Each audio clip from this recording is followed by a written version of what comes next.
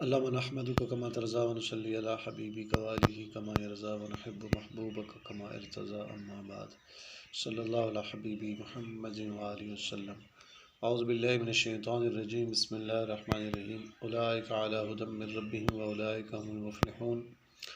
پیچھے جو ایمان والوں کی نشانی آئی تھی تو الذین یقیمون الصلاۃ ویؤتون الزکاۃ ومما رزقناہم ینفقون والذین یؤمنون بما انزل الیک وما انزل من قبلک وبالآخرۃ هم یوقنون۔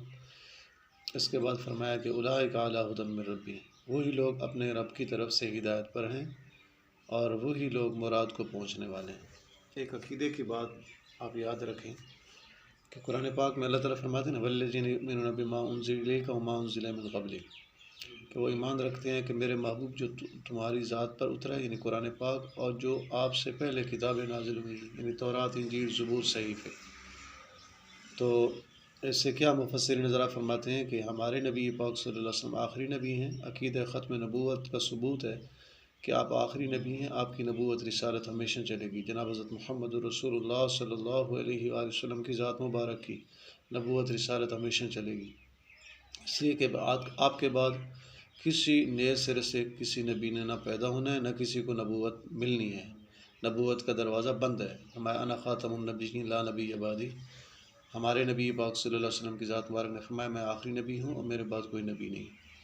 اس لیے کہ نبوت کا دروازہ اگر کھلا ہوتا، بعد میں کوئی کتاب آنی ہوتی تو یوں ہوتا والذین یؤمنون بما انزل الیک وما انزل من قبلک وما انزل من بعدک، لیکن من بعدک کا ذکر کوئی نہیں ہے۔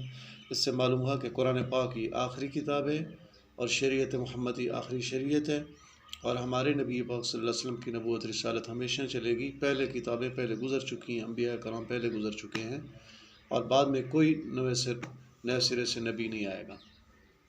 تو عقیدہ ختم نبوت کا ثبوت ہے۔ تو فرمایا کہ پھر یہ جن میں صفات پائی جاتی ہیں اولئک علی ھدی من ربہم، وہی لوگ ہیں اپنے رب کی طرف سے ہدایت پر ہیں، واولئک هم المفلحون، وہی لوگ مراد کو پہنچنے والے۔ پھر فرمایا ان الذین کفروا، بے شک وہ جن کی قسمت میں کفر ہے، سواء علیہم، انہیں برابر ہے، انذرتہم، چاہے تم انہیں ڈراؤ، ام لم تنذرہم، یا نہ ڈراؤ، لا یؤمنون، وہ ایمان لانے کے نہیں ہیں، ایمان نہیں لائیں گے۔ اور ان سے مراد کون ہے؟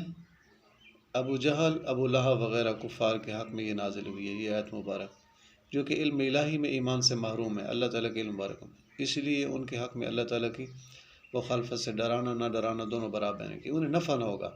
اگر حضور صلی اللہ علیہ وسلم کی سعی بیکار نہیں ہے، آپ صلی اللہ علیہ وسلم کی کوشش مبارک نعوذ باللہ بیکار نہیں ہے، کیونکہ منصب رسالت عامہ کا فرض رہنمائی اور اقامت حجت تبلیغ علی وجہ الکمال ہے، یعنی ہمارے نبی پاک صلی اللہ علیہ وسلم کی منصب رسالت تو عام سب کے لیے تھی، اور آپ رہنمائی فرماتے رہے، حجت قائم فرماتے رہے، تبلیغ فرماتے رہے علی وجہ الکمال۔ یہاں مسئلہ علماء نے لکھا ہے کہ اگر قوم پند و پذیر نہ ہو تب بھی ہادی کو ہدایت کا ثواب ملے گا۔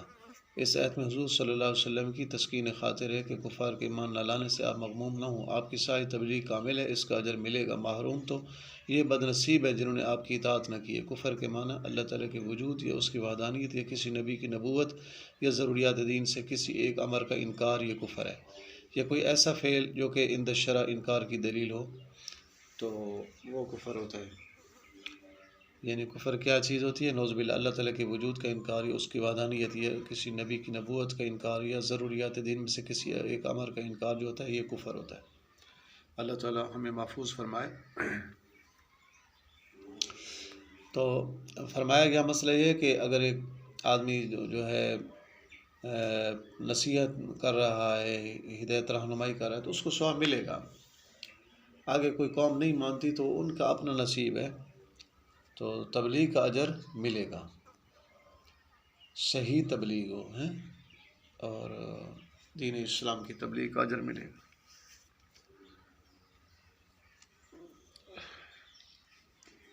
پھر فرمایا کہ ختم اللہ علی قلوبہم، اللہ تعالیٰ نے ان کے دلوں پر اور کانوں پر مہر کر دی، وعلی ابصارہم، اور ان کی آنکھوں پر گھٹا ٹوپ جو ہے یعنی اندھیرے ہیں۔ خلاصہ مطلب ہے کہ کفار ضلالت و گمراہی میں ایسے ڈوبے ہوئے ہیں کہ حق کے دیکھنے، سننے، سمجھنے سے اس طرح محروم ہو گئے جیسے کسی کے دل اور کانوں پر مہر لگی ہو اور آنکھوں پر پردہ پڑا ہو۔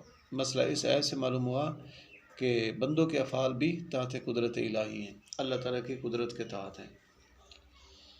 اور پھر فرمایا کہ وَلَهُمْ عَذَابٌ عَظِيمٌ، اور ان کے لیے بڑا عذاب ہے۔ صدق اللہ العظیم۔ تو اس سے پہلے اگر آپ نے ہمارا چینل سبسکرائب نہیں کیا تو سبسکرائب کریں، گھنٹی کے بٹن کو دبائیں تاکہ آنے والی ویڈیوز کی نوٹیفیکیشن آپ کو وقت پر پہنچ سکے۔ انشاءاللہ اگلی نشست میں ہم سورۃ بقرہ کے آگے پھر جو ہے ترجمہ کریں گے۔ السلام علیکم ورحمۃ اللہ وبرکاتہ۔